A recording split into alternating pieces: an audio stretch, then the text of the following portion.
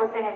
तो प्रेमियों, बाबा जय गुरुदेव जी महाराज ने यही सब बातें हम सबको भी सिखाई है कि संसार में अगर आप चल रहे हो संसार के साथ, तो आपको झूठ बोलने की जरूरत नहीं है। अगर जरूरी पड़ेगी तो आप उतना ही सच बताओ जितनी जरूरत है। अगर जरूरत से ज्यादा आप बातों को सामने रखना चाहोगे तो गुरु महाराज ने कहा कि वो बात अगर सबको पता है असत्य है तो आप बदनाम हो सकते हो। लेकिन गुरु महाराज ने जो जो बातें हमारे आपके सामने कही कि आप अपने संसार का जो भी धन कमाते हो उसमें से चौथाई हिस्सा आप परमार्थ में लगा दो, तो हमने आज तक वो काम कभी नहीं किया। गुरु महाराज ने कहा कि जिस दिन से आपको नाम का दान मिला है उस दिन से आपका पुनर्जन्म हुआ है, तो आप उस दिन से अपने जीवन में, अपने विचार आचार में, चाल चलन में, अपने सभी तरह के सही मायने में अगर सत्य मत के हिसाब से चलने लगोगे तो आपका सही मायने में वर्ष आपका कम हो जाएगा।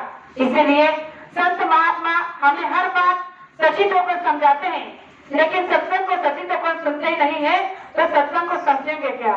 इसीलिए बाबा जय गुरुदेव जी महाराज ने कहा कि आगे आने वाले समय में केवल शाकाहारी सदाचारी लोगों की ही पूजा की जाएगी, उनका ही आदर सम्मान किया जाएगा।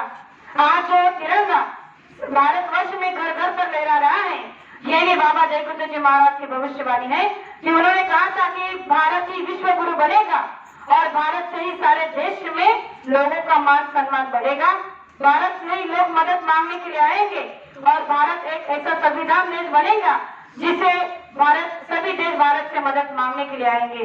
और यही नहीं प्रेमियों, आज जो तिरंगा हमने आज घर घर पर लहराते हुए देखा है, ये तो एक झलक है। आगे चलकर एक ऐसा सत्य सबके सामने आने वाला है जो बाबा जय गुरुदेव जी महाराज के मुखारबिंद से निकली है कि आगे चलकर पूरे भारतवर्ष में हर एक घर पर जय गुरुदेव नाम का झंडा भी लहराने वाला है।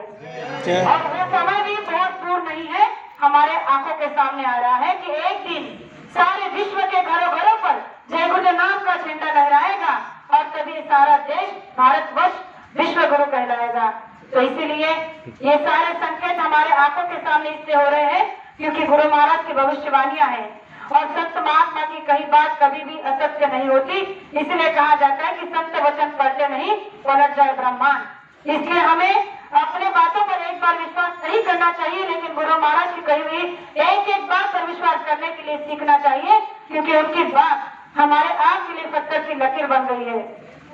तो ज्यादा कुछ न कहते हुए आज मैं सभी प्रेमी से इतना ही कहना चाहूंगी कि हमारा आपका परम सौभाग्य है कि हमने भारतवर्ष में जन्म लिया है और बाबा जय गुरुदेव जी महाराज हमारे गुरु हैं। तो ऐसे गुरु के चरणों में अगर शीश काट कर रखते या शरीर का कतरा कतरा बहा कर रखते तो भी हमारी गुरु भक्ति सस्ती है। लेकिन गुरु महाराज ने हमसे कभी ये नहीं कहा, हमसे कभी नहीं कहा कि आप अपना सिर काट कर चढ़ा दो, उंगली काट कर चढ़ा दो, खून चढ़ा दो। हमसे केवल इतना कहा कि आप केवल अपने अवगुण मेरे चरणों में दक्षिणा स्वरूप में चढ़ा दो। लेकिन आज तक किसी भी शिष्य ने ये काम नहीं किया। अगर ये नेक काम हम अपने आप से कर देते तो आज हमारे अंदर इतनी कमियां नहीं होती जो आज हम सबके अंदर में है। क्योंकि आज भी हम केवल एक दूसरे की बुराइयों को देख रहे हैं, एक दूसरे की कमियों को देख रहे हैं।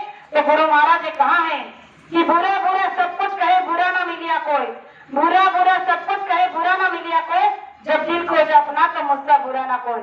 संसार में बुरा कहना तो बहुत आसान है, हम किसी के ऊपर उंगली उठाकर बुरा कह देते हैं, लेकिन कभी अपने आप में झांक कर देखा है कि हम कितने बुरे हैं।